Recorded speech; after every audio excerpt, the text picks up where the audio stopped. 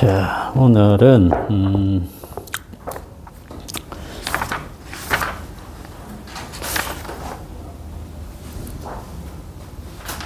저번 시간에 그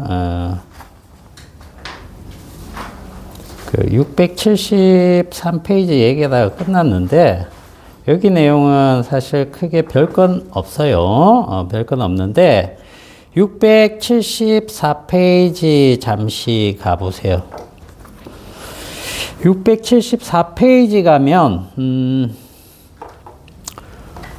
뭐가 나오냐면 그 본그림자 반그림자 나오는 그림 있죠. 요게 뭐하고 관계 있을까요? 혹시 압니까? 이거 본 적 있어요? 요거는 일식하고 관계 있습니다. 그렇죠? 일식. 그래서 일식하고 관계 있기 때문에 지구가 이렇게 있을 때 태양이 있죠. 그죠? 태양. 이 태양이라고 쳐봅시다. 그리고 가운데 달이 이렇게 끼어 들어왔을 때 여기 두면은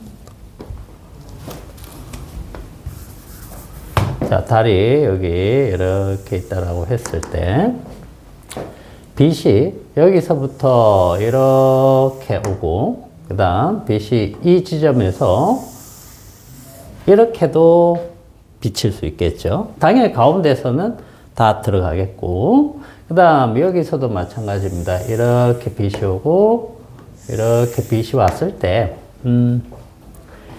이 지역과 이 지역만 한번 보자는 거죠. 그래서 이 지역 있죠. 이 지역은 태양의 어느 지점에서 출발한 빛도 도달하지 않는 곳이다. 요걸 좀 알아두시면 돼요. 그래서 여기는 우리가 뭐라고 하느냐, 빛이 아예 오지 않기 때문에 여기를 본 그림자 이렇게 불러주고 그 다음 여기를 뭐라고 부르느냐 있죠.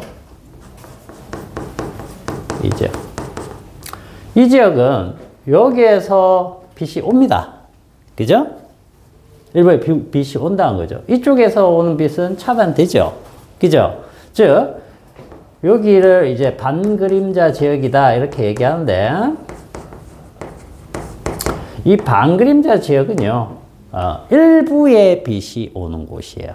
그래서 이게 일식이라고 치면 본그림자 안에 있는 사람들은 태양을 어떻게 보느냐 하면 완전히 다 가려진 형태로 보입니다. 즉 태양의 표면을 우리가 광구라고 하거든. 광구는 보이지 않고 주변 대기 부분만 이렇게 보입니다. 대기 부분. 대기는 이제 아주 얇은 대기층이 있어요. 이걸 혹시 뭐라고 부르는지 압니까? 태양의 아주 얇은 대기층. 채층이라고 하죠. 그 다음에 높은 대기층. 요거를 코로나라고 하죠. 코로나.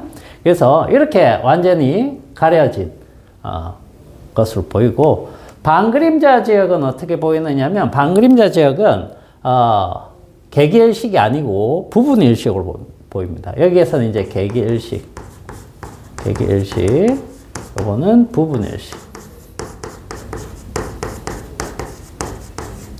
이런 식으로 보입니다. 그래서 여기에서는 이제 이렇게 보이겠죠? 예를 들면 이런 식으로 가려진. 그죠? 자, 그 부분만 보면 되겠고, 그 다음에 물론 중요한 얘기들 좀 있긴 해요. 광속불변 원리, 이거는 특수상대성 이론에서 얘기하는 건데, 저번 시간에 선생님이 살짝 얘기해 줬죠. 그죠? 빛의 속력은 상대 속도가 적용되지 않는다. 알겠죠? 누가 보든 어디서 보든 빛의 속력은 진공에서 우리가 얘기하는 광속으로 보인다. 그죠? 자, 그 다음에 페르마의 원리 있죠? 요거는 이제 굴절 법칙에서 우리가 다룰 거예요. 굴절 법칙에서. 간단하게 얘기하면 빛은 어떻게 가려고 한다? 최단 거리를 이동하려고 한다. 그런 의미예요. 최단 거리를. 그래서 동일한 매질이라고 하면 직진을 하는 거죠. 그죠? 직진을 하는 거예요. 그런데 매질이 달라졌을 때 어떻게 이동하는지 그게 조금 달라진다. 그런 얘기가 되겠고. 자, 그러면 오늘은 특강이 이제 2번 정도 남았습니다. 그죠? 그래서 여기 반사 686페이지 반사부터 한번 할게요. 잠시만 분필 좀 갖고 올게요.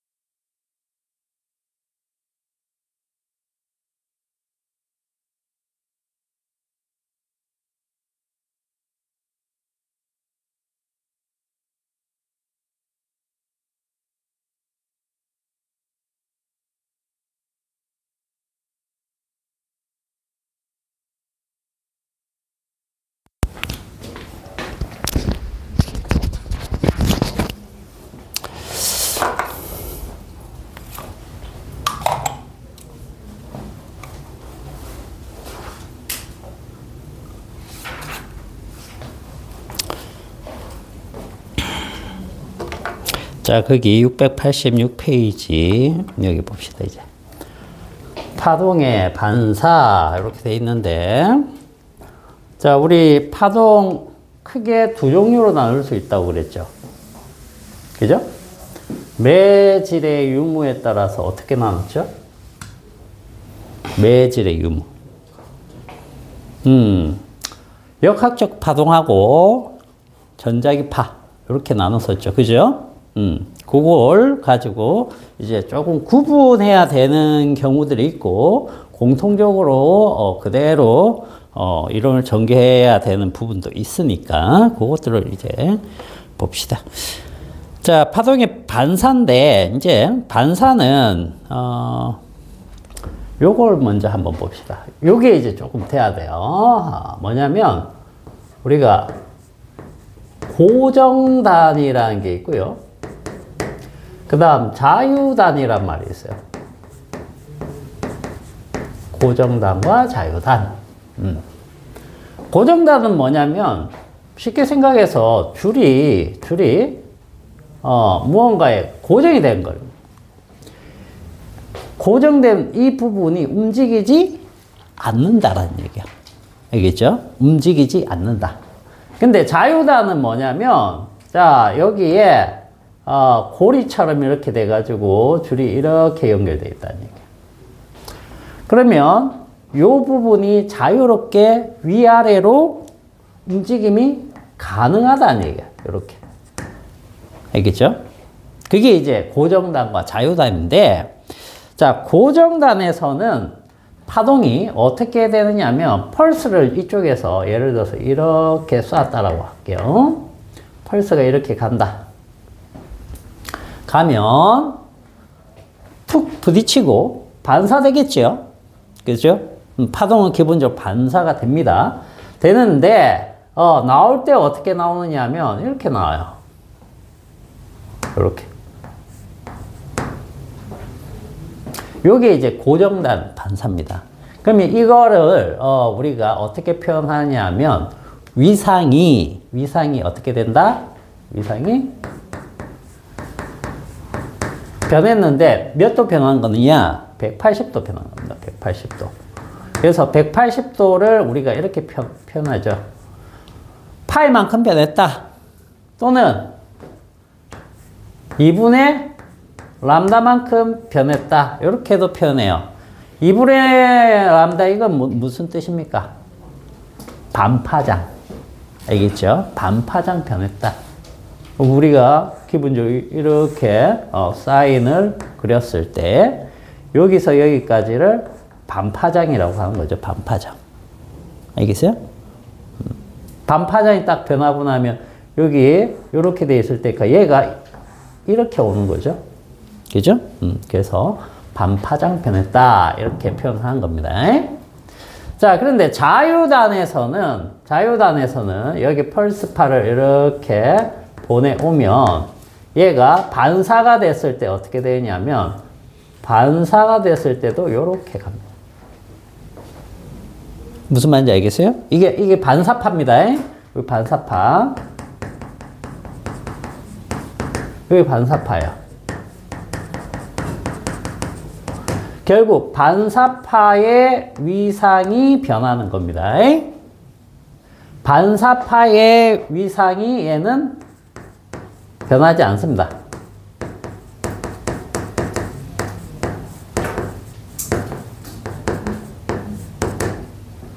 이게 아주 중요하다.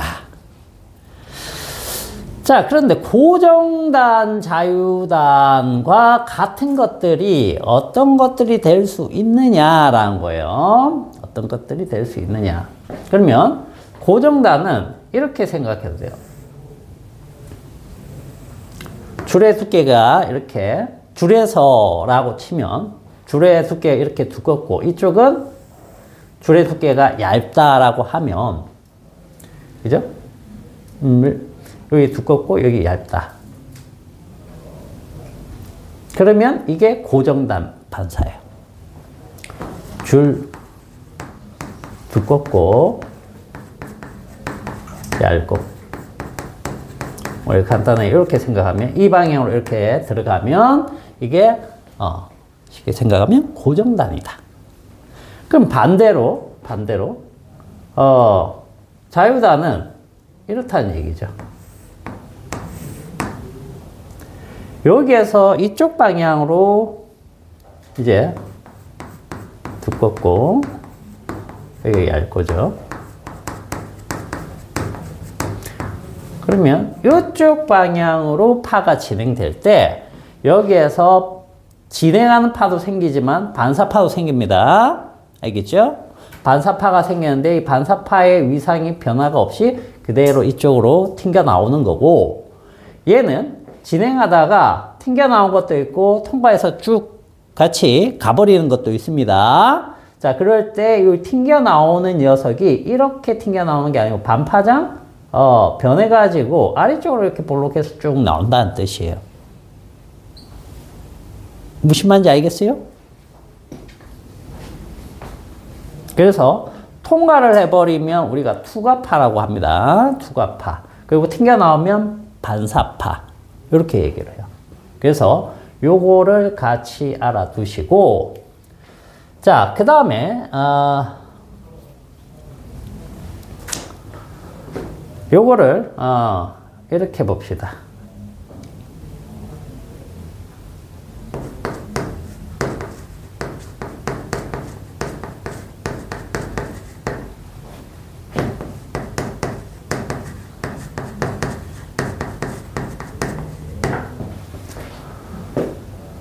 자, 여기서는 밀한 매질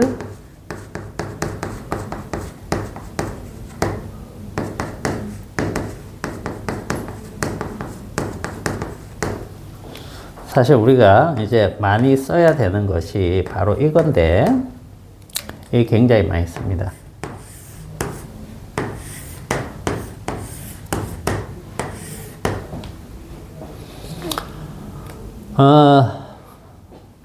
소한 매질이다라고 하면 지금부터는 이렇게 생각하시면 돼요. 속도가 빠른 매질입니다. 속력 빠르다.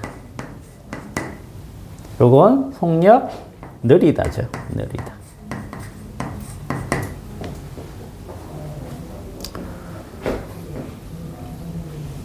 그럼 여기도 당연하겠죠. 느리다, 빠르다.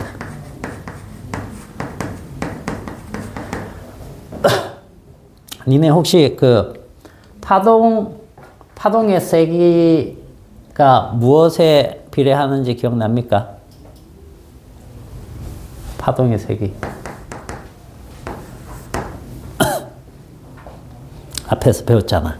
파동의 세기. 기억나요?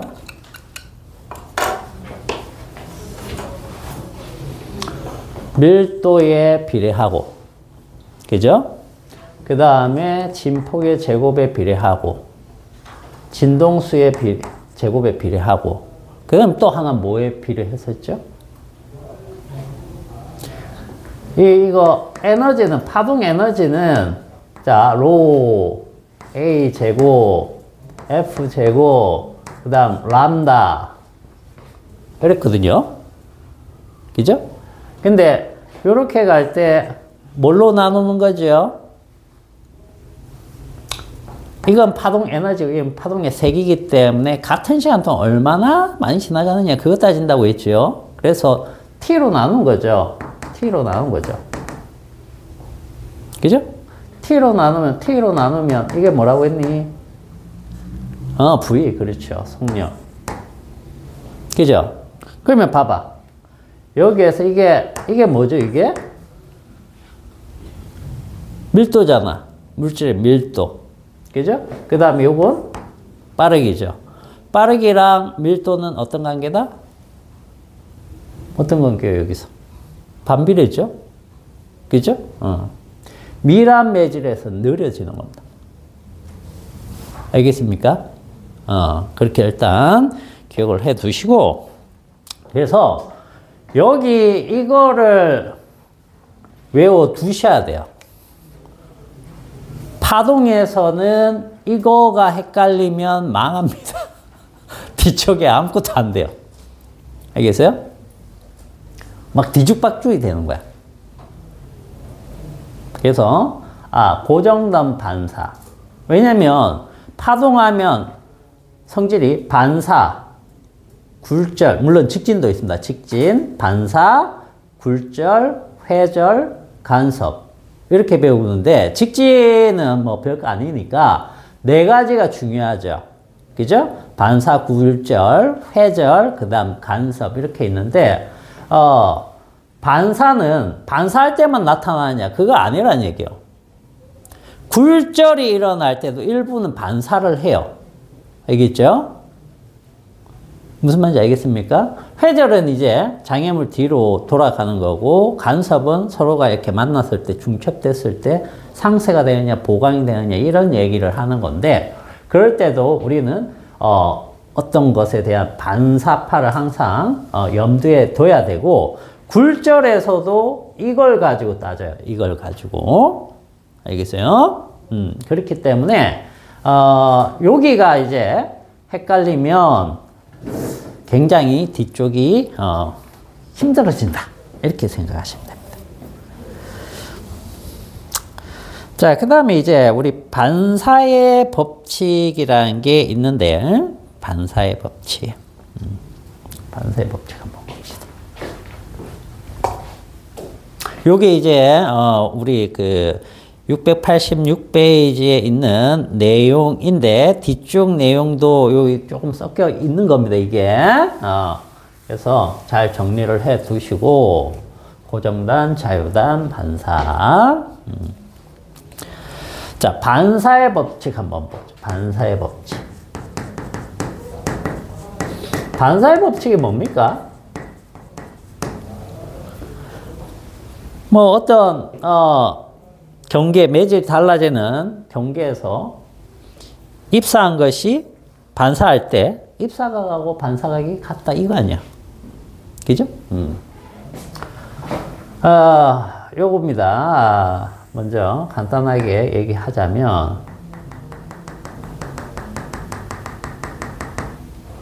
자, 물질 경계입니다. 그냥 거울면이라고 해볼게요. 거울면. 여긴 공기, 뭐, 이렇게.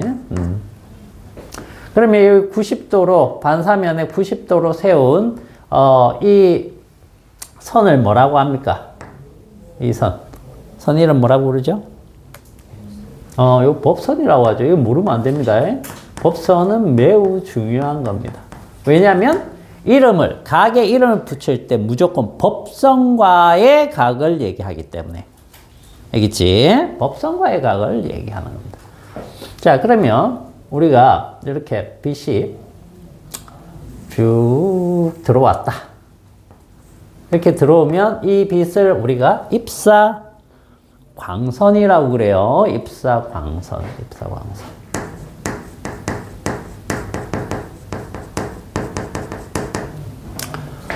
자, 그러면 다른 쪽에도 하나 그려볼게요. 이렇게 나란하게 빛이 이렇게 들어왔다라고 가정해볼게요.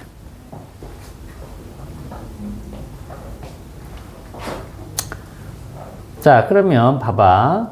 얘가 여기서 선생님이 이렇게 그리면 여기 90도로 이렇게 그렸어요.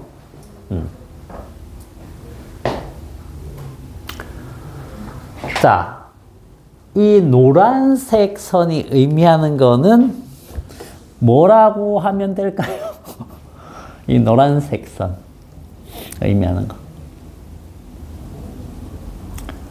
우리가 앞에서 조금 수업을 할 때 배웠는데 이게 빛이지만 이것도 파동이라고 생각을 해보세요. 파동이 이 방향으로 이렇게 진행을 하죠. 그죠? 진행할 때 파동의 진행 방향과 수직인 이 선들을 뭐라고 부르느냐? 이 선들.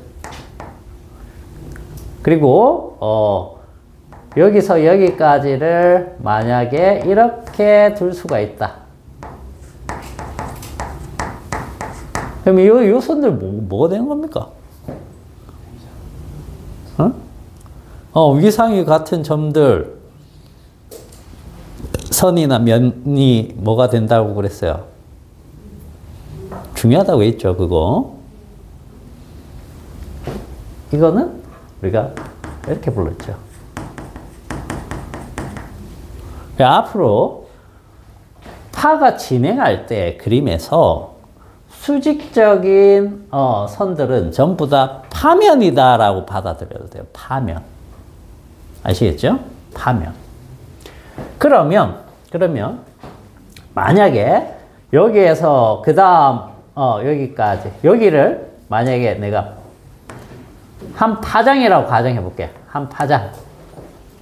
한 파장이 아닐 수도 있지. 아닐 수도 있는데 그냥 쉽게 한 파장 같다 이렇게 생각해 보자는 거지. 그러면 이 한 파장 이렇게 갈 때 반사되는 빛은 어디까지 갈 수 있느냐 하면 당연히 한 파장 가겠죠. 맞나요? 즉, 이 직선이, 이 선이 여기에 딱 도달했을 때 있잖아요. 여기 도달했을 때 그 시간에 여기 이 지점에서 튕겨나가는 애가 있을 거 아니야? 그죠? 그 튕겨나간 애도 얼마만큼 진행을 했을 것이다? 한 파장 진행했을 것이다. 우리가 이렇게 볼 수 있는 거죠. 자, 그러면 튕겨나갔는데 어디로 가는지 모르겠어. 그러면 자, 요만큼 딱 해가지고 여기쯤 되겠네. 여기도 똑같이 요 정도면 요 정도 되겠다. 그러면 얘가 이만큼 진행할 때 반사파는 요 어딘가만큼 가 있을 거다는 얘기죠. 같은 거리를 가야 되니까. 그죠?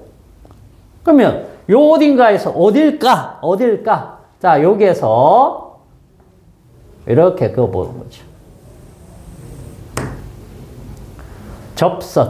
접선이 되는 지점. 그러면 자, 반사파가 어디까지 튕겨나가느냐 하면 어느 방향으로 튕겨나가느냐 하면 이렇게 튕겨나간다는 거죠. 이렇게. 이게 반사광선입니다. 반사광선. 무슨 말인지 알겠어요? 얘가 이 빛이 여기 도달했을 때 이 빛도 여기 도달했겠죠? 근데 이 빛이 이만큼 더 가는 동안에 얘도 이만큼 어딘가로 더 갈 거란 얘기죠. 그죠? 근데 이 지점에서 이 갈 수 있는 반원의 접선을 그으면 그 접선하고 90도 관계로 이렇게 딱 튕겨 나간다는 거죠. 그래서 이 각이랑 이 각이 어떻게 된다? 같아진다는 거지. 그래서 여기를 입사각이라고 합니다. 입사각 I라고 하면 이쪽은 I 다시 이런 식으로 기호를 붙여주면 이게 이제 반사각이 되는 거예요. 반사각.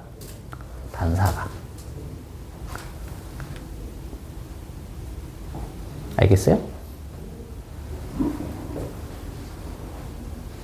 얘들아, 요 노란색 이 삼각형이지. 요거.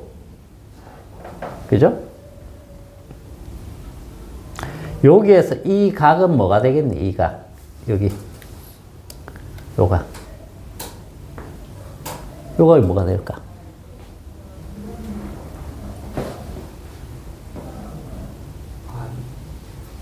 이게 이 각이죠. 맞습니까? 왜 이게 이 각이 돼요?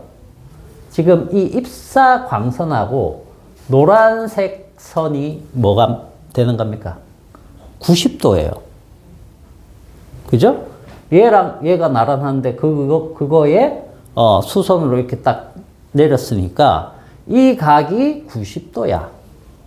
그러면 자 I 그러면 여기서부터 여기 노란색까지는 90 마이너스 I. 그러면 여기도 직각이기 때문에 여기가 I가 되는 거죠.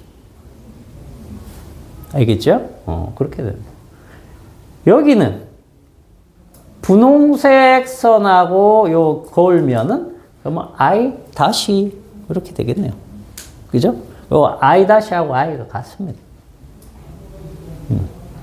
그래서 이게 반사의 법칙에서 즉 입사광선하고 법선 그 다음에 반사광선 이 세 개가 전부 다 어디에 있어야 되느냐 하면 어디에 있어야 된다? 얘네들이 자 입사광선 법선 반사광선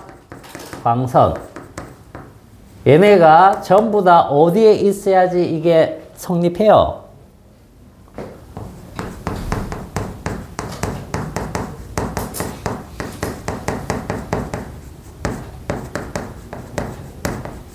같은 평면이 존재해야 됩니다. 여기서는 칠판이 같은 평면이다 그러면 칠판에 있어야지.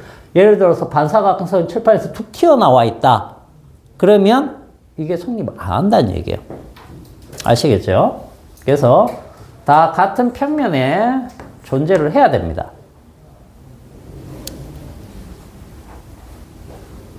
그렇게 되면 입사광선과 법선 사이의 각, 요 각은 이름이 없어요. 알겠죠? 그 다음에 반사광선과 법선 사이의 각, 요 각, 요게 같은 거죠. 그래서 입사각과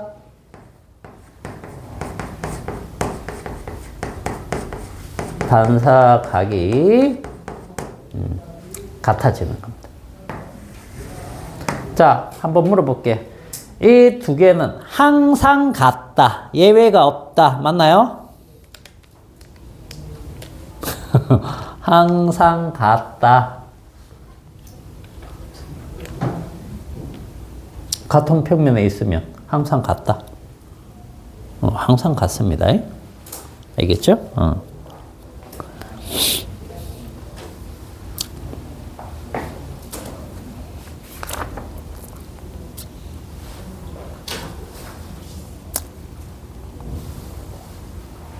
그 반사의 법칙 위에 광학적 소멸 있죠. 그게 요건데 뒤쪽에 그 굴절 법칙하고 연결되면 이게 굴절률하고 또 얘기가 연결돼서 사실 저기에다 더 붙여야 됩니다. 굴절률까지. 더 붙여야 되는데 우리가 아직 굴절률에 대한 얘기를 안 했기 때문에 그건 일단 놔두고.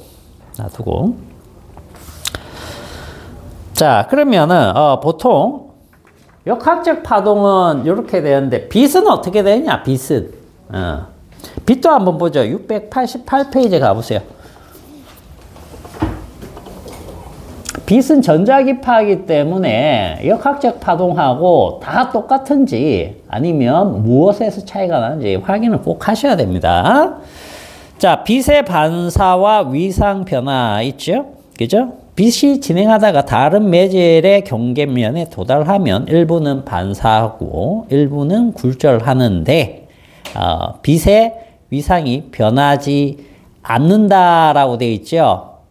굴절에서는. 그런데 무조건 안 변할까? 그건 아니란 얘기죠. 위상이 180도만큼 변하는 경우도 있다. 그래서 빛이 강압적으로 소암 매질에서 미람 매질로 입사할 때 요때는 어떻게 된다고요? 어떻게 된다고요? 이렇게 된다고요. 소암 매질에서 미람 매질로 즉 고정단 반사가 될 때는 이렇게 변한다고요. 그럼 역학적 파동하고 똑같네요. 그죠? 잘 기억을 해 둡니다. 반대로 이렇게 자유단 반사가 되면은 위상 변화가 없다. 됐니? 자, 그 다음에 이제 정반사와 난반사 나옵니다. 정반사, 난반사는 여러분들이 좀 알 것 같은데 뭐냐면 정반사는 매끄러운 면에서의 반사죠. 난반사는 거친 면입니다. 거친 면. 거친 면에서 반사하는 거야.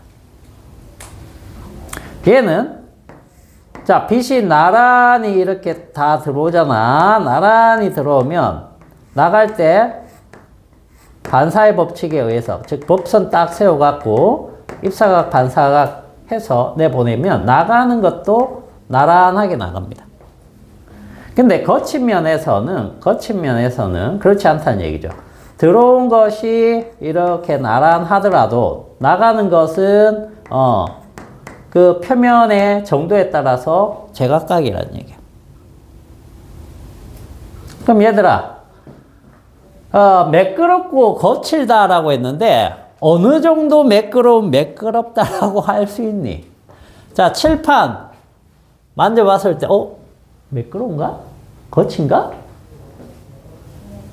자, 이 벽 매끄러운 거예요? 거친 거예요?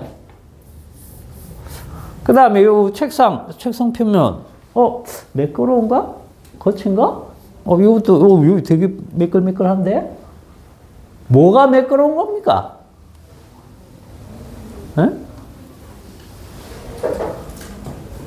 이 기준이 뭐예요? 이 기준이 애매하잖아. 그죠? 그래서 이걸 구별할 때는 빛의 입장에서 보시면 돼요. 무슨 얘기냐면, 자, 내가 얼굴을 이렇게 비춰봤을 때, 비춰 보이면 매끄러워. 안 비춰 보이면 거친 거야. 칠판은 보세요. 내 얼굴 비춰봤는데 안 보이지? 거친 거야. 벽도 마찬가지야. 거치네? 근데 여기 보니까,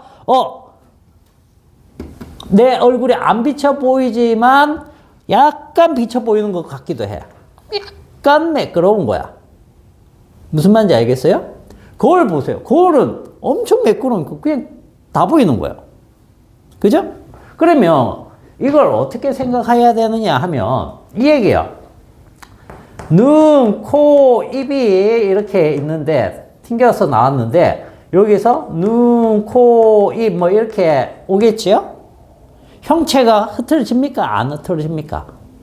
흐트러지지 않는다는 얘기예요. 그러니까 비쳐 보이는 거야. 근데 얘네들은 어때요? 눈, 코, 입, 딴 데로 가버렸어. 형체를 알아볼 수가 없어요. 그런 거죠? 그리고 빛을 딱 비췄을 때, 이 거친 면에서 난반사는 내가 여기서 보든 이쪽에서 보든 저쪽에서 보든 다 보여요. 다 보여. 무슨 얘기냐면 내가 책을 여기에서 보든 이쪽에서 보든 내가 다 볼 수 있죠? 그건 빛이 와가지고 책에 부딪힌 이 부분이 빛이 모든 방향으로 다 흩어져서 지금 난반사를 하고 있기 때문에 어느 쪽에서든 나는 저 책에서 나오는 빛을 볼 수 있는 거예요. 반사된 빛이지만. 무슨 말인지 알겠어요? 근데 아주 매끄러운 면이다 라고 하면 정해진 각도에서만 볼 수 있어요. 무슨 얘기예요? 여기 만약에 거울을 요만한 걸 붙여놨다. 그래서 내가 이쪽에서 딱 보니까 연사 얼굴만 딱 보이는 거야. 동아 얼굴은 안 보여. 예를 들어서 또 각도를 이렇게 하니까 또 다른 사람 얼굴 보는 거야. 딱 보이는 각도에서만 보인다는 뜻이에요. 그래서 우리 영화 극장 가면은 스크린이 쫙 내려오죠. 그 스크린이 어떤 표면을 가지고 있다? 어떤 표면을 가지고 있어야지 되겠습니까? 극장, 영화관의 그 스크린. 고친 면을 가지고 있어야 되는 거예요. 그래야지 여기 앉은 사람이나 저쪽에 앉은 사람이나 영상에 딱 쌓았을 때 다 보이는 거야. 만약에 거울을 스크린으로 딱 해서 내려놨다. 그러면 영상이랑 그 각도가 되는 사람만 보이는 거야. 딴 데 앉으면 안 보여. 그렇게 되겠죠. 그죠? 그래서 우리 이런 프로젝트를 이렇게 쏠 때 어디다 쏩니까? 칠판에다 쏴도 괜찮죠. 그죠? 왜? 그 상이 여기 맺히는 게 어디서나 보인다는 거죠. 거칠기 때문에. 그게 정반사, 난반사입니다. 결국은 우리가 사물들을 어느 지점에서든 다 볼 수 있는 것은 뭐 때문이다? 난반사 때문이다. 알겠습니까? 자, 그러면 이제 반사 중에 정반사하는 것의 대표적인 게 이제 거울이죠. 거울. 그래서 거울에 대한 얘기를 할 겁니다. 거울에 대한 얘기. 자, 그런데 거울에 대한 것은 이제 거울 종류를 알아야 되겠죠, 그죠?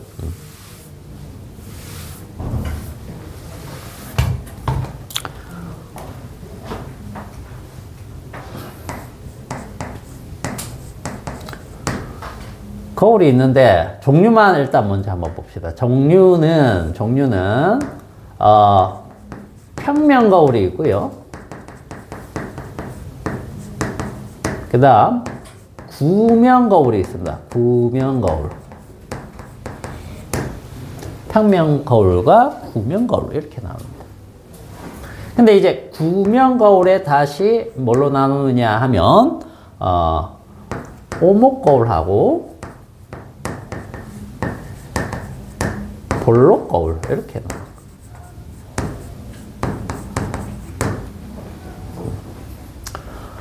평면 거울은 우리가 보통 집에서나 자주 보는 거죠. 그죠? 얘들아, 오목 거울하고 볼록 거울 본 적 있니? 본 적 있어요? 언제 봐요? 매일 봐요? 매일은 안 봐? 난 매일 보는데. 난 매일 보는데. 선생님, 차가 없어. 그럼 차에 있는 거울은 생각 안 해도 된다는 거죠? 얘도 매일 봐. 어디 있어요? 숟가락. 숟가락 안쪽하고 바깥쪽. 그게 구면 거울이에요. 그죠?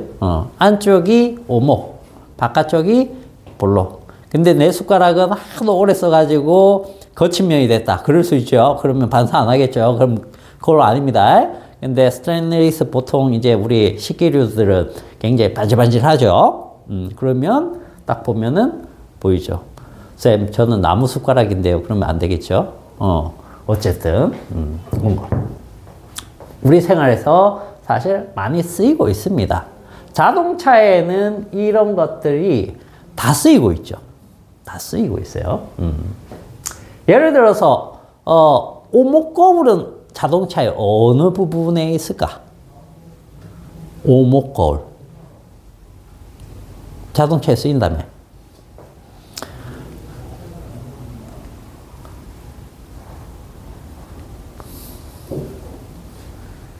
요즘 신형 자동차는 또 조금 다르긴 해. 그게 LED로 해가지고 또 쏘기 때문에 조금 그거 하긴 하지만 그래도 기본 원리는 똑같아요. 헤드라이트 알죠? 전조등. 전조등이 이렇게 돼갖고 이제 빛이 쫙 이렇게 나가는 부분인데 요 안쪽이 어떻게 생겼느냐? 기본적으로 이런 형태다. 그렇죠? 그래서 여기 전구가 이렇게 있다라고 가정하면 빛이 이렇게 나가야 된다. 그죠? 원래는. 이렇게. 그럼 여기에서 요 반사판, 여기가 오목 거울입니다. 여기가. 그래서 반사판에 맞은 것들은 이게 직진을 쫙 하게 돼 있어요. 그래서 직진으로 쭉 나가는 불빛이 강한 겁니다. 조금 퍼져 나가기도 하죠. 나가기도 하는데 기본적으로 직진. 이런 게 이제 오목 거울. 볼록 거울은 어디 있어요? 측면 거울. 그죠? 자동차에 측면 거울이 있는데 측면 거울에 이제 그런 문구 적혀 있는 거 본 적 있죠? 사물이 보이는 것보다 가까이 있습니다. 뭐 이렇게 적어 놓은 거 있죠? 그런 것들. 왜 그런 문구를 적어 놓은지 압니까? 볼록 거울로 보면 항상 똑바로 서 있는 게 보이긴 하는데 항상 실제 물체의 크기보다 작게 보여요. 작게 보이면은 뭐가 좋을까? 얘들아, 작게 보이면 뭐가 좋을까? 자, 이 화면에 실제 이렇게 생각하면 됩니다. 여기 사람이 이렇게 서 있어요. 친구랑. 친구가 대두네. 자, 뭐 이렇게 서 있는 거야. 그지? 근데 작게 보인다는 얘기는 무슨 뜻일까?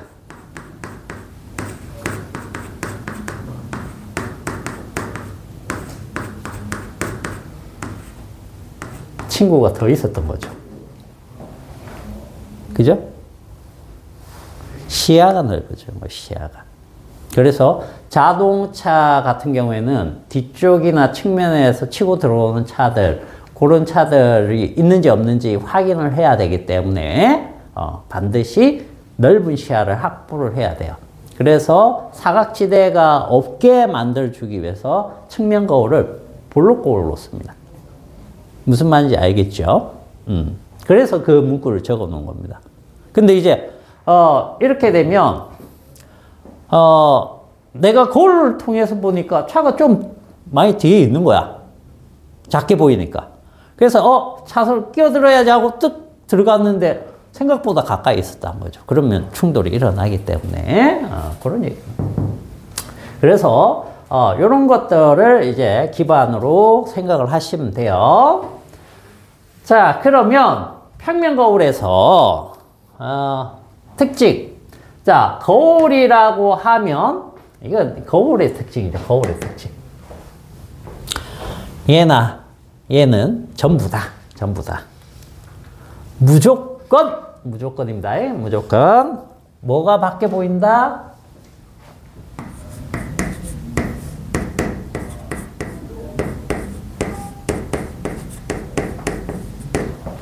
오른쪽, 왼쪽이 바뀌어 보이는 거죠.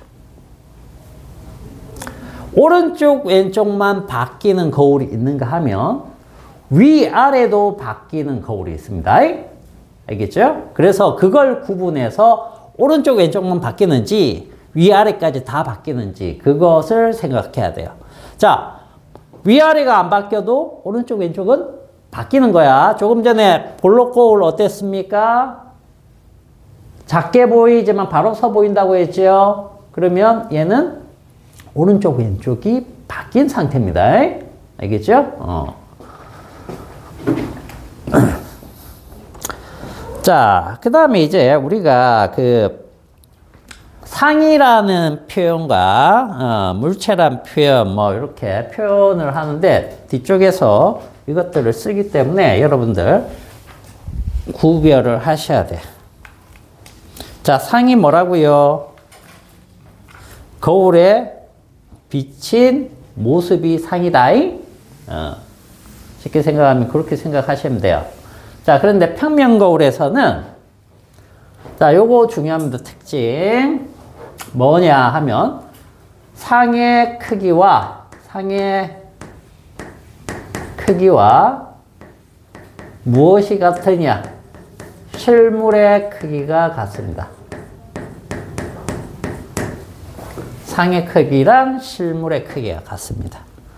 그 다음 거울을 중심으로 해가지고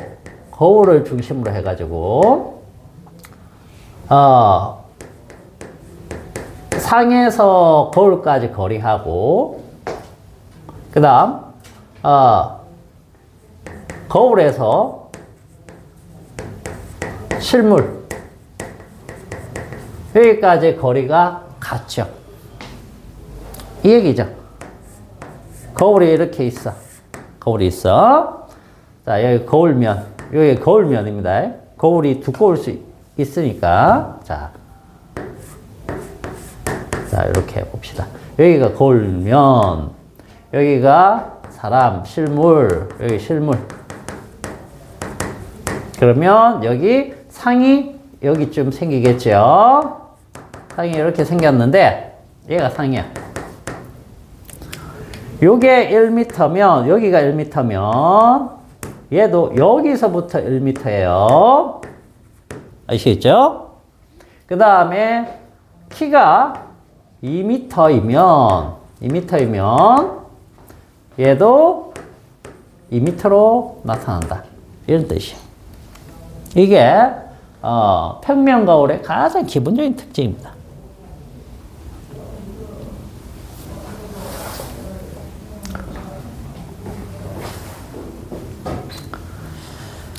자, 그 다음에 얘는 특징만 일단 잡아주면 항상이에요. 항상.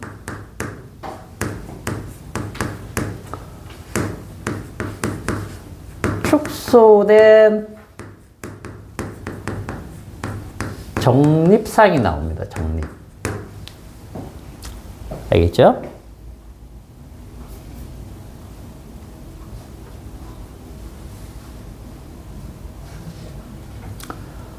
정립 허상인데 이제 실상 허상 요것들을 한번 보죠.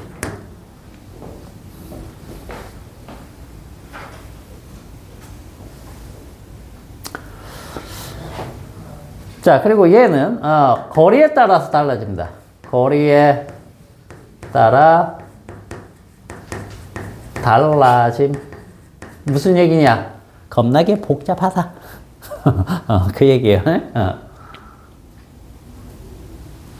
즉 똑바로 서는 경우도 있고 뒤집히는 경우도 있고 작아지는 경우도 있고 커지는 경우도 있고 그렇다니. 예, 핵심은 이제 우리가 오늘 공부해야 되는 게 이제 오목거울입니다. 오목거울을 잘 공부를 해두면 뭐가 편해지느냐? 굴절해서 렌즈가 편해져요. 왜? 렌즈하고 동일하거든. 기본적인 것들이. 그래서 오목거울하고 같은 성질이 볼록 렌즈예요. 그래서 복잡한 거 하나, 요거 하나만 잡아두면 4개가 끝나는 거야. 4개가. 알겠지?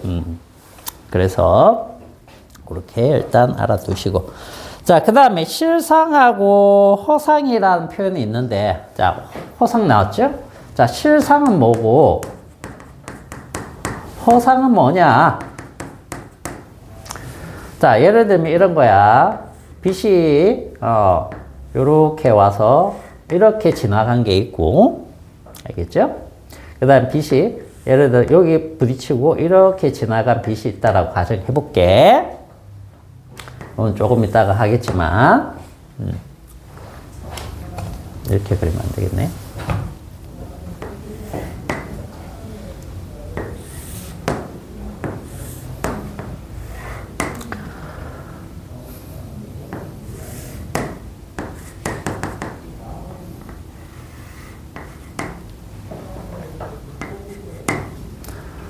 자, 예를 들어서 거울면에 반사가 일어났어요. 반사가 일어나면 반사광선이 생기겠죠? 그죠? 또 다른 지점에 반사가 일어날 수 있습니다. 그럼 또 반사광선이 생기겠죠? 자, 반사광선과 다른 반사광선이 실제로 만나는 지점이 있다는 거죠. 여기에서 상이 생길 수 있는 거예요. 상이. 알겠어요? 근데 이 상은 실제 반사된 빛과 실제 반사된 빛이 만나서 이룬 지점이기 때문에 이렇게 되는 것들은 우리가 실상이라고 해요. 실상. 알겠니? 실상이라고 하고 거꾸로 서 있으면 도립이라고 붙입니다. 도립. 알겠죠? 그래서 도립실상 뭐 이런 식으로 표현을 해요.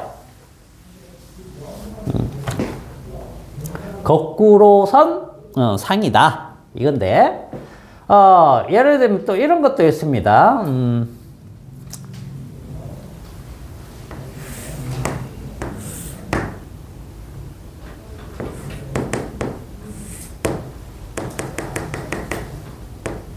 이렇게 빛이 튕겨나가고 조금 이따 다 할 겁니다. 이렇게 튕겨나가는데 자, 요 거울면은 볼록하기 때문에 여기서 나온 빛은 이쪽으로 튕겨나가고요. 얘가 이쪽으로 온 빛은 이쪽으로 튕겨나갑니다. 그럼 반사광선이 얘랑 얘인데 두 개가 만납니까? 만날 수가 없죠. 그죠? 그럴 때는 어떻게 하느냐. 연장선을 그립니다. 연장선. 연장선을 딱 그렸을 때 연장선이 만나게 되면 거기에서도 상이 생기거든요. 이런 상을 뭐라고 하느냐? 허상이라고 합니다. 허상. 그리고 허상은 기본적으로 바로 서 있기 때문에 정립허상 이렇게 불러줍니다. 그래서 도립실상, 정립허상 요거 잘 용어 알아두세요. 알겠죠?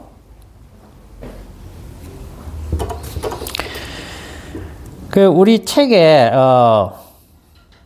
평면거울에서의 상 돼 있는데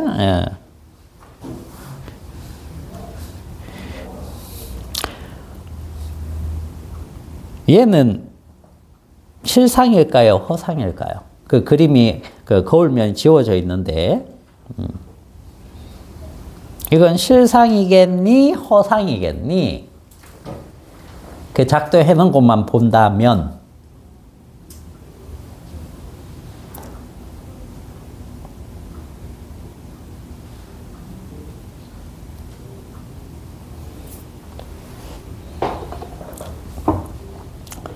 요거는 이제 빛이 실제로 모여서 만든 게 아니죠. 그죠? 기본적으로 허상이라고 보시면 됩니다. 평면거울에서 생기는 것들. 그래서 똑바로 보이는 겁니다. 똑바로 보이는 거.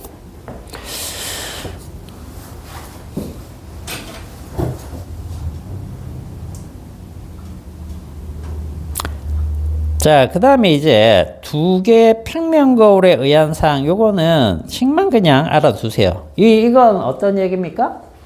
예를 들어서 이런 거죠. 이쪽에 거울이 있고, 그죠? 이쪽에 이렇게 거울이 딱 있을 때, 요 세타가, 요거에 따라서 여기에 보이는, 상들이 엄청 많아질 수도 있고, 적어질 수도 있는 거예요. 알겠죠? 그거에 대한 겁니다.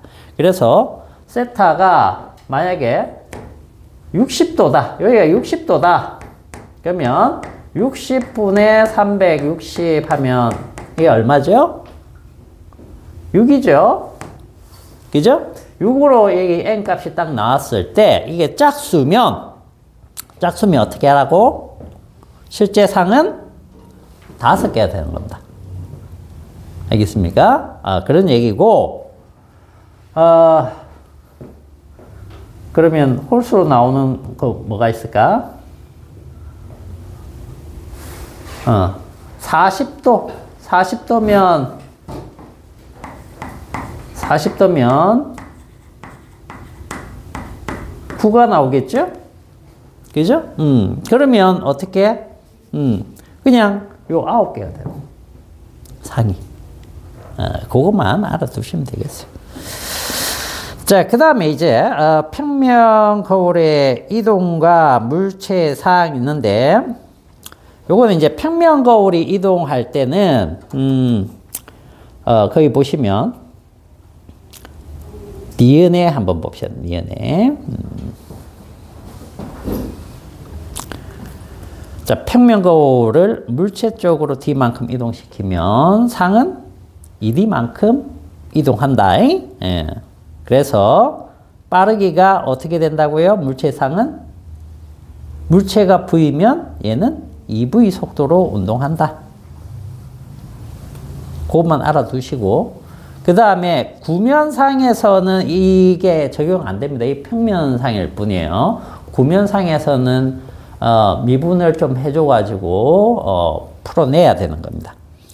그래서 요거는 그 정도만 알아두시고 자 4번하고 5번 한번 봅시다. 4번하고 5번 그 4번 5번 중에 이제 4번 이건 무슨 뜻이냐면 사람이 키가 2m인 사람이 있어요. 2m 그러면 머리부터 발끝까지 이 사람이 다 보고자 하면 최소한 거울 크기가 얼마 내야지 다 보일까? 이런 뜻입니다. 알겠어요? 얼마 내야 다 보이죠? 자, 이거는 이렇게 생각하시면 돼요. 자, 머리, 몸통, 다리. 자, 팔도 그려주지. 자, 눈이 여기 있습니다. 눈. 그러면, 자,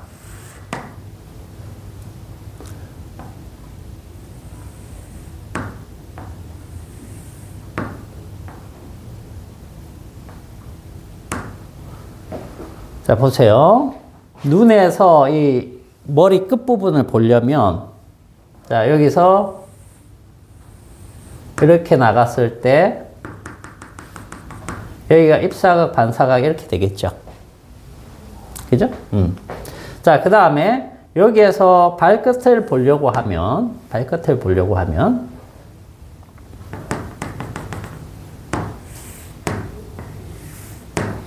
자, 이렇게 되겠죠? 그러면 입사각, 반사각.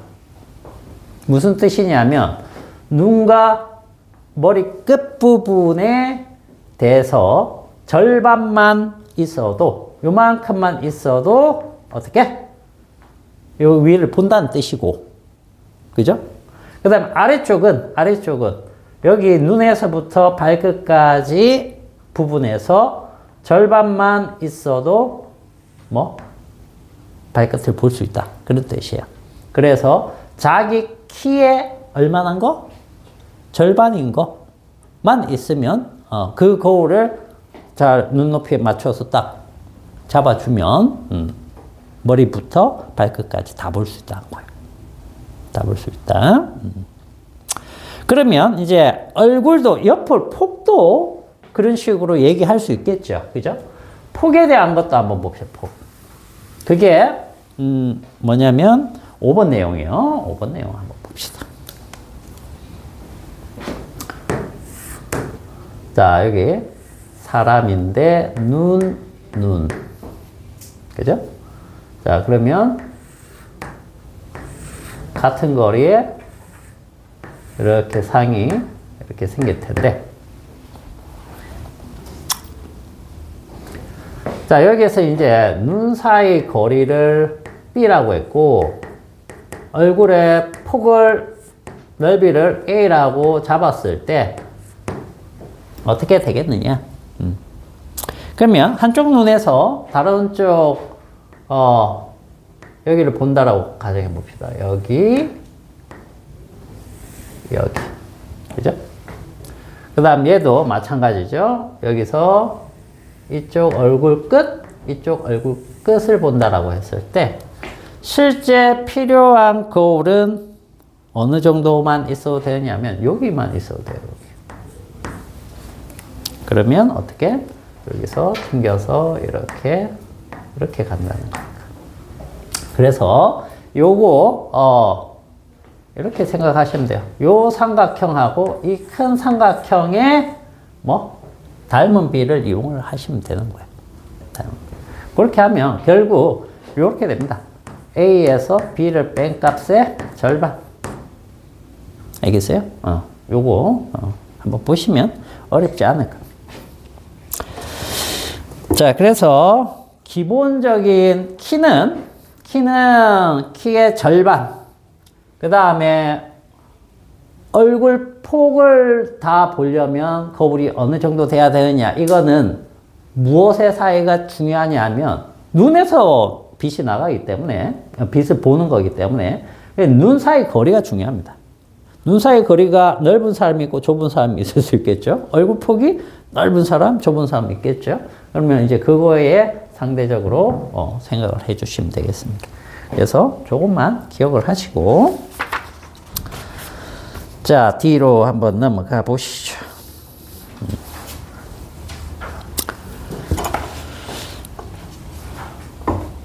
자, 거기 예제 있죠? 예제 요거 한번 풀어보세요.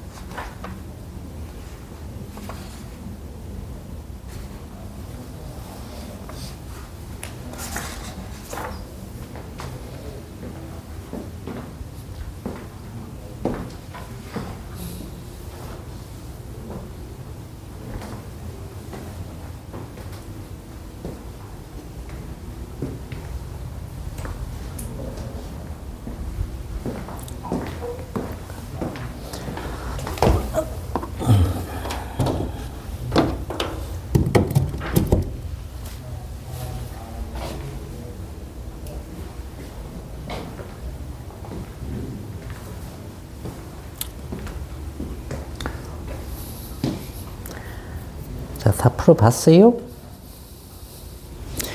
잘 풀립니까?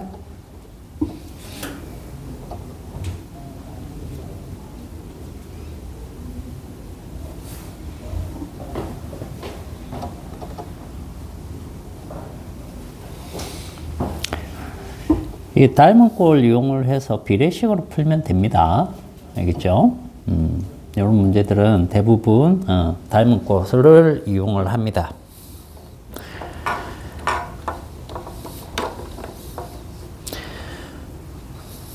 자, 평면 거울은 이게 제일 중요해요. 그래서 이거를 할 줄 알아야 되겠죠. 그릴 때 저걸 가지고 그리면 되는 겁니다. 저걸 가지고. 위치가 동일하게 그려주고 크기도 동일하게. 거기에서 시작한 거예요. 그래서 작도를 하게 되면 우리가 필요로 하는 요소가 나온다. 그러면 그걸 닮은 꼴이나 이런 걸 이용을 해가지고 풀어준다. 되겠니? 자, 그 다음에 이제 구명거울이 나오는데 구명거울의 작도를 할 줄 알아야 됩니다. 구명거울의 작도. 자, 거기 어디를 먼저 보느냐 하면 여러분들 691페이지 가보세요. 691페이지 그 가운데 동그라미 2번이 있습니다. 구명거울에 의한 상의 작도. 자, 다음 4가지 중에 2가지를 이용하면 됩니다. 아무거나. 알겠죠? 자, 첫 번째는 뭐냐면 거울축의 나란한 입사강선은 반사 후에 어디를 지나느냐 하면 초점을 지나거나 또는 헛초점에서 나온 것 같이 진행한다. 뭐 이런 말이 있죠. 그죠? 자, 이제 잘 보세요. 그 부분을 조금씩 설명하면서 작도를 얘기를 해 드릴게요.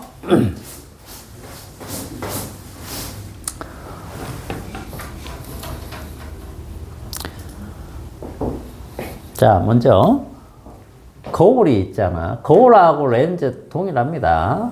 이렇게 거울이 있으면 거울의 중심을 이렇게 지나가는 이 선을 갖다 우리는 뭐라고 하느냐? 요걸 광축이라고 합니다. 광축. 꼭 아셔야 돼요. 광축. 광축. 자, 그리고 이게 구면이잖아, 사실. 구면이기 때문에 이렇게 생각할 수 있어요.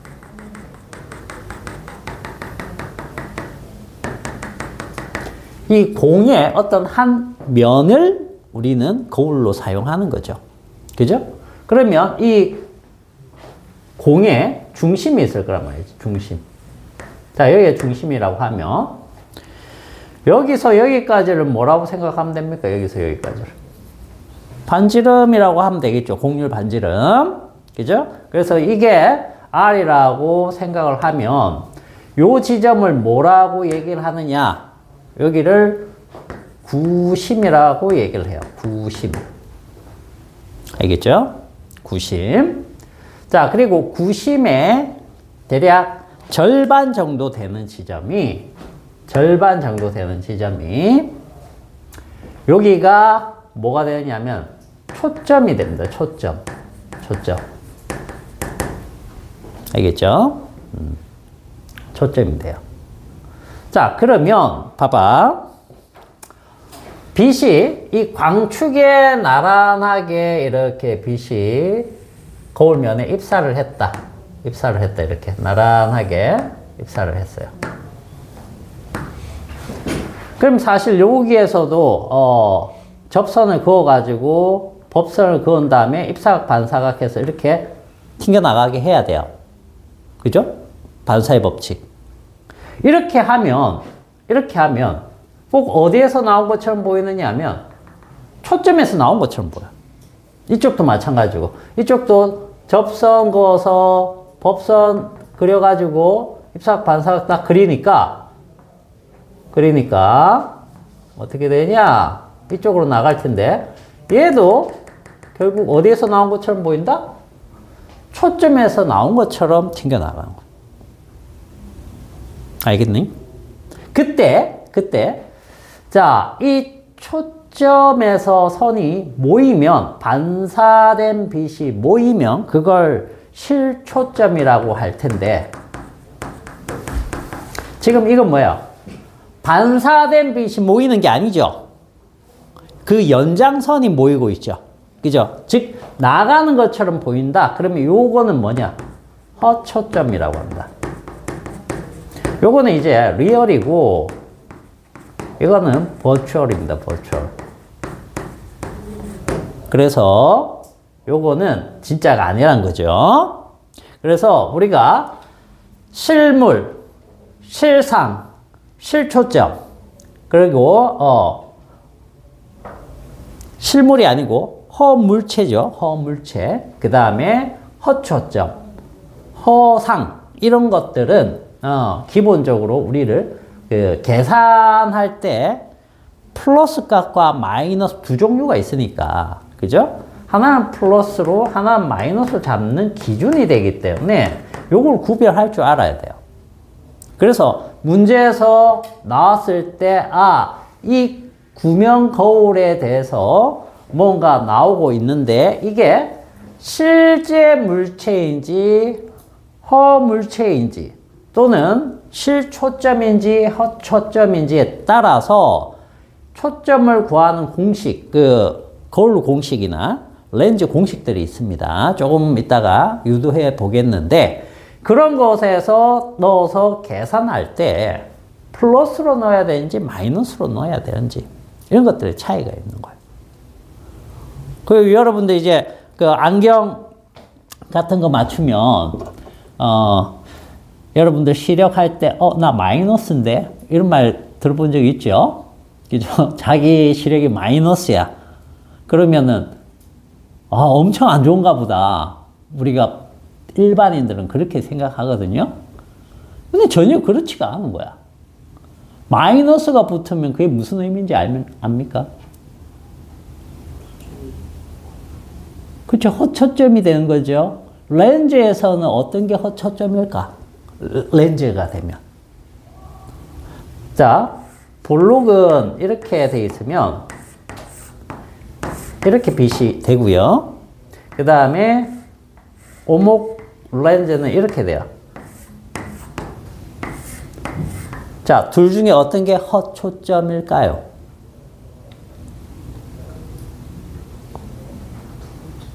두 번째 거. 여기서 나간 것처럼.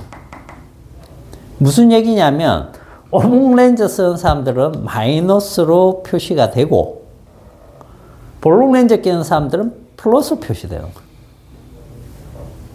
알겠어요? 내 시력이 0보다 낮은 마이너스다. 이렇게 표현되는 게 아니라는 거죠. 알겠죠? 그런 거에 대한 것들입니다. 뒤쪽으로 가면서 차츰차츰 얘기해 드릴 거고. 자, 그러면 요거 한번 보시죠.